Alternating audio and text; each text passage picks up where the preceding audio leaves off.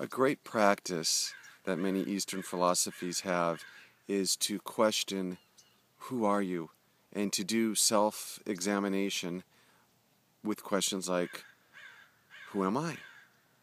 Who am I? Who am I? And you repeat it over and over, or when your thoughts are driving you crazy, you say, who's thinking that? Who's thinking that? And just listen and observe what the answer is. And it's amazing, you start separating and observing yourself from the third person. Who am I? Am I my job? Am I my education? Am I my possessions? And you begin to feel free, because you're no longer trapped or confined by your circumstances, by your mind, by the monkey mind, by your thoughts. You can go deeper than that and live beyond the superficials. And what gets us down? What do most people complain about? What are most people unhappy about? It's the superficialities of life. And I think what a tragedy it is to go to your grave and not dig deeper and not realize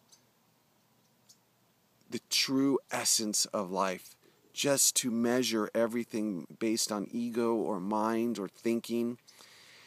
And what I found is the less I think, the less I identify, the less I am ruled by my mind and thoughts, the freer I am, the more at peace I am, the more content I am. Because when you have a thought, it triggers an emotional reaction, and then when you have emotional reaction, it alters your body chemistry. If you have a thought, this person cut me off, this person was rude to me, and you begin the whole fight or flight mode of you just get to feel that inner tension or that inner angst. And all that comes from is not from the person who was rude to you, it comes from thought. It comes from thinking. And when I do coaching for people, one of the hardest things to do is, one, for them to take responsibility, and the second thing is to get them to not identify with thought. If you want to be a spiritual giant, separate yourself from your thoughts to your true nature, to your true being, and you just feel lighter, you feel freer, you feel more liberated. So when you hear your mind going and saying, "Oh, I can't believe how my boss is. I can't believe how little money I make. I can't believe the government," and you could just say, "Who's thinking that? Who am I? Am I my thoughts? No." So, oh, okay. And it's like setting the rocks or the boulders or the anchors down. Oh my gosh, it is so liberating. And what we do, it's human nature, but we compare ourselves through thought to other people. It's just the way we operate. So when we see people either on television or people in our work environment or people that make more money, friends or acquaintances, oh, I wish I could just have more money. I wish I could be like them. And we're always in a state of desire. But really, how much do you need? How many friends? How much approval do you need? It's like a treadmill. You can never get off the ride.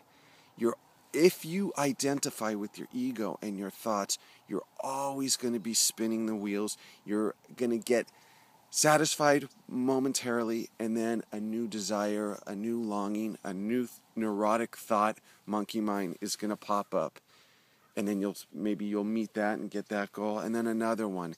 And it's just never ending. I was reading an article about baseball players in the minor leagues. So these are not professional baseball players. And the frustration and the feeling like they're a failure because they haven't made it to the professional leagues, and that's their whole aim, is to make it to the professional leagues. And statistics are a great thing. When we look at statistics of like winning the lottery, and it would be the same thing if I wanted to be rich and famous, is like winning the lottery and saying, what are the odds of me winning the lottery? Well, there's 7+ billion people on the planet. So the chances of you becoming rich and famous are 0.0000001. And not only that, other people have a head start, an advantage, whether it's genetics, whether it's they started at a very young age, whether it's they sacrifice their lives. And so these baseball players in the minor leagues, they don't make great money, but they make enough money to survive. There is a sense of failure and like desire is, I just want to make it to the major leagues and become a pro.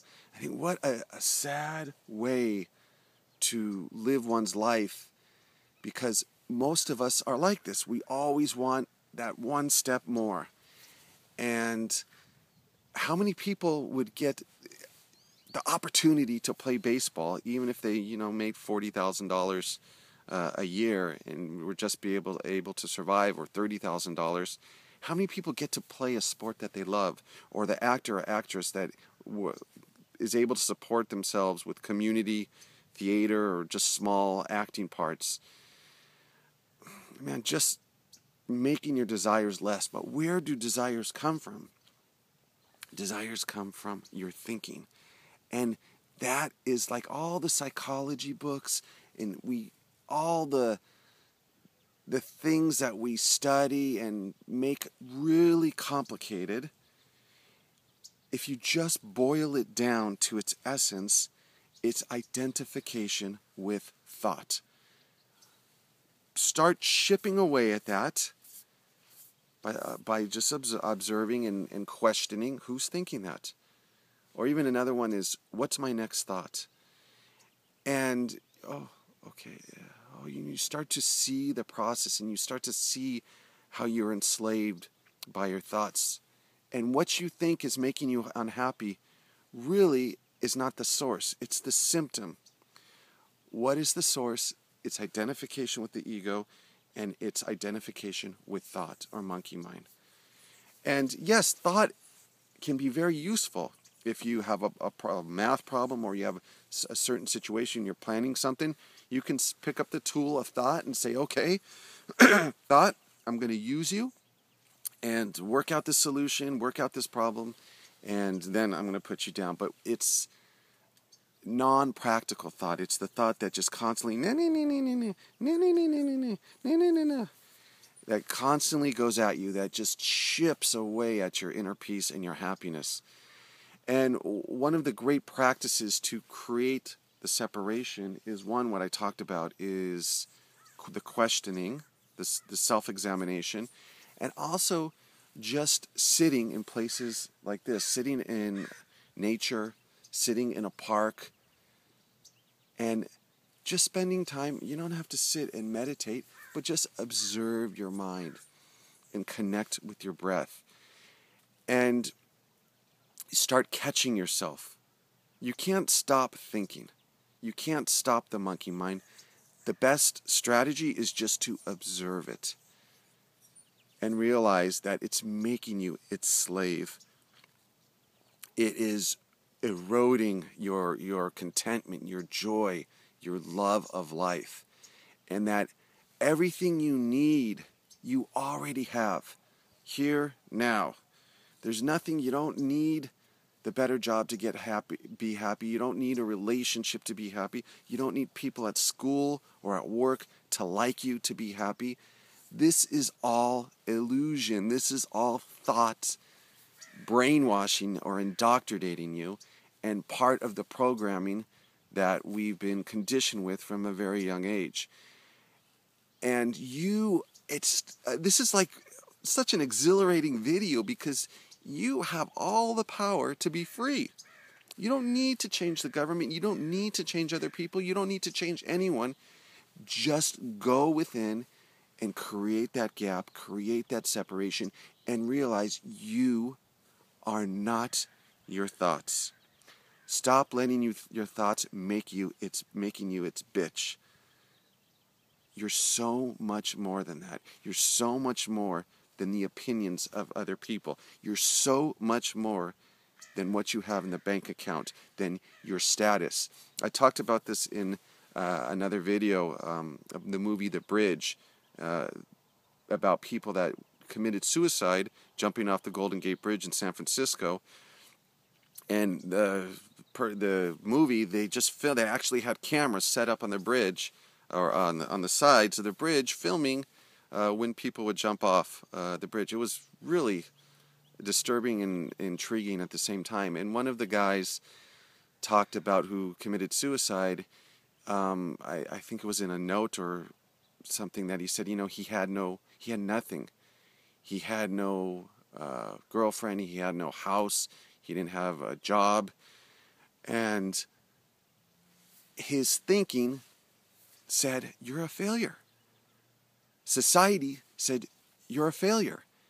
And he identified with the superficialities of life, not realizing how much more, and just the simple joys and beauty in life are enough.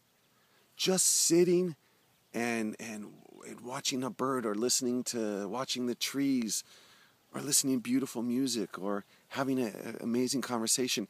It's one of the tragedies is we've been conditioned of the great goals or achievements is what make us.